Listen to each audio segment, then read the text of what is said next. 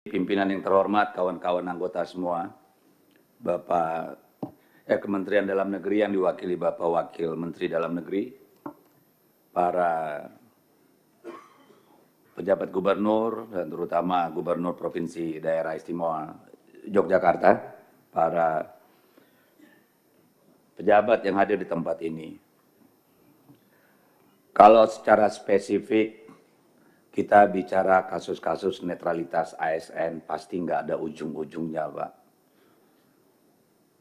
Sebenarnya kalau kita angkat pun hanya membuang-buang umur. Karena apa? Buktinya mana? Persisnya seperti apa? Saya hanya berharap kita semua tidak menjadi bangsa yang munafik. Menganggap tidak ada masalah hanya karena tidak ada proses legalnya. Padahal kita semua tahu apa yang terjadi di sekeliling kita. Saya minggu lalu mendengar pidato Presiden Prabowo, hati saya tergetar, Pak. Ketika beliau mengatakan tidak ada titip-titip dalam pilkada. Silakan semua yang junior-junior, saya terharu, Pak. Karena sebelumnya banyak sekali peristiwa-peristiwa yang membuat kita meragukan di beberapa tempat provinsi, ya, yang intervensi berbagai instrumen kekuatan negara itu sangat nyata, telanjang, dan masif. Tapi kebahagiaan saya dengan pidato presiden itu luntur hanya dalam waktu 3 hari. Ketika kemudian Presiden Republik Indonesia yang sangat kita hormati, Pak Prabowo Subianto, ternyata kemudian menjadi endorser, promotor untuk satu pasangan calon gubernur di Jawa Tengah. Istana mengatakan tidak ada larangan presiden kampanye. Oh iya, betul. Tapi undang-undang kita mensyaratkan kalau mau kampanye, harus cuti. Jadi juru bicara istana ini nggak ngerti undang-undang. Definisi kampanye dalam undang-undang kita juga jelas. Ketika mempromosikan dan seterusnya dan seterusnya. Ketika seorang Presiden Republik Indonesia turun kelasnya menjadi campaigner jurkam untuk satu calon, saya kira kita ketika kehilangan harapan bahwa pemilu ini memang akan berlangsung dengan jurdil. Kenapa? Betul Pak Prabowo Subianto seorang ketua umum Partai Gerindra berhak mengendorse calonnya. Tetapi kalau itu dilakukan sebelum masa kampanye, sangat boleh sebagai ketua umum. Tetapi ketika menjadi presiden, yaitu tadi, ada tahapan regulasi yang harus diikuti. Interupsi pimpinan. Bentar dulu pimpinan, saya belum diinterupsi, saya baru ngomong terus diinterupsi. Kan boleh interupsi Pak Dedi. Iya, saya selesaikan dulu lah. Tidak ada yang salah. Saya kan baru interupsi. pembukaan nih. Biar diselesaikan dulu. Iya, nanti kan Anda bisa bantah. Iya. Jadi problemnya adalah bahwa selain ketua umum partai, presiden kita itu memegang 3 jabatan yang sangat penting. Kepala negara, kepala pemerintahan, dan panglima tertinggi angkatan bersenjata. Saya takutnya, walaupun mungkin Pak Presiden tidak berniat, bahkan tidak terpikirkan, agar itu menjadi acuan untuk seluruh instrumen kekuasaan di bawahnya, bisa ditangkap secara berbeda. Bisa multi interpretasi, Pak. Jadi saya kira hal ini harus diluruskan.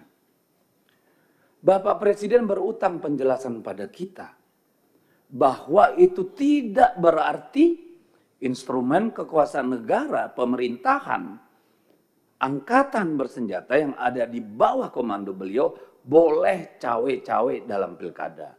Kami menghargai hak beliau sebagai ketua umum partai. Bang Dedi, Silakan Pak. Bang Dedi, difokuskan ke sini dulu. Iya, ya. ini Kita nggak mungkin bicara Pak yang di bawah Ya. kalau atasnya nggak benar Pak. Nah, Ya. Yang benarnya di mana, Ya. Pak Deddy? Ada yang melanggar undang-undang nggak Yang saya dilakukan sam- Pak Prabowo? bentar, Yang saya pimpinan, sampaikan tadi udah cukup jelas. Maksud saya Mas. begini, temanya Biarkan, hari Pak, ini, biarkan saya Pak mencapai Deddy, dulu. temanya nanti Anda hari ini boleh soal bantah. pilkada. Pak Ketua izin. Izin Ya. pimpinan, Pak Batra. izin pimpinan. Saya rasa kita harus Ya. memperlihatkan suri teladan yang baik. Siap, siap. Ya. Jaga marwahnya Komisi 2. Silakan saudara makanya. saya.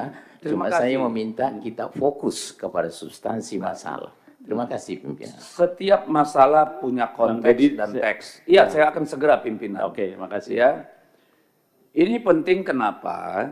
Karena ini kan terkait dengan seluruh nanti pelaksanaan. Kan itu. Saya tidak sedang mengatakan itu salah atau benar, nanti kita sama-sama menilainya. Nah, kalau saya melihat misalnya, kalau di Jogja saya nggak terlalu ada menerima laporan. Di DKI juga tidak terlalu. Ya, tapi kalau di Banten Pak, kalau Bapak Google Pak, gitu Bapak Google Pak, capek Bapak scrolling ke bawah Pak. Soal bagaimana ASN cawe-cawe sampai kepala desa di Provinsi Banten. Tapi lagi-lagi saya ingin mengatakan, saya nggak mau fokus pada kasus-kasusnya. Ini komitmen Bapak-Bapak. PJ-PJ ini kan harusnya adalah primus inter pares di pusat. Pak. Orang-orang terbaik di pusat yang ditugaskan oleh negara untuk sementara memimpin daerah agar menjadi lebih baik. Ini yang kita harapkan terjadi Pak di Banten Pak. Kalau kita sebutkan satu persatu kasus itu Pak, sampai nanti malam juga nggak selesai Pak. Saya berharap evaluasi dari hari ini Pak. Kalau Bapak tegas melakukan sesuatu, tidak menunggu Bawaslu, Gakumdu yang kita tahu juga tidak akan terlalu banyak efektif.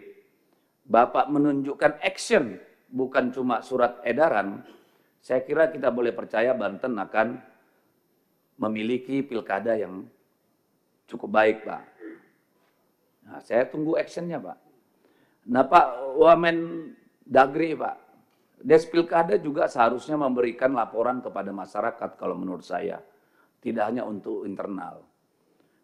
Supaya rakyat percaya bahwa Kementerian Dalam Negeri secara serius tidak hanya monitor tetapi melakukan aksi, Pak.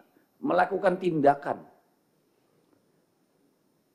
Kami belum pernah mendengar dari Des Pilkada Kemendagri turun melakukan investigasi terhadap isu-isu pelanggaran atau ketidaknetralan yang namanya ASN, Pak.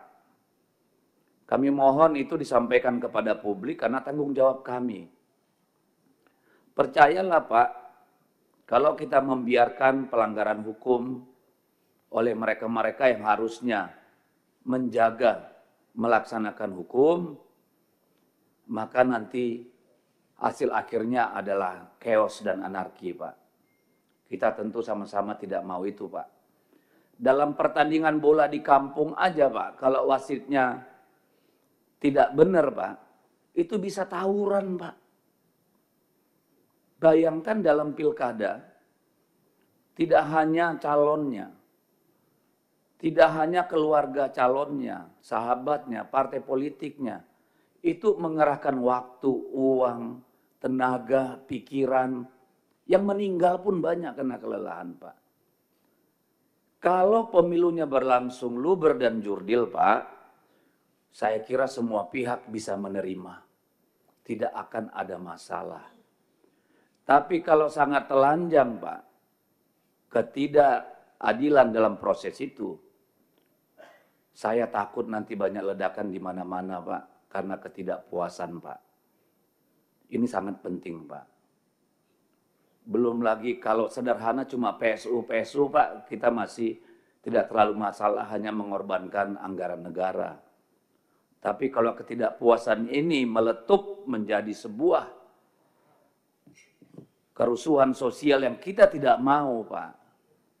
Ini kan sangat berbahaya, Pak. Semua yang bertanding pasti siap menang, siap kalah. Tapi saya kira tidak ada yang bisa menerima kalau orang dicurangi secara luar biasa, Pak. Begitu pimpinan. Saya mohon maaf jika saya harus menyampaikan kata hati dan apa yang dipesankan oleh konstituen saya. Terima kasih.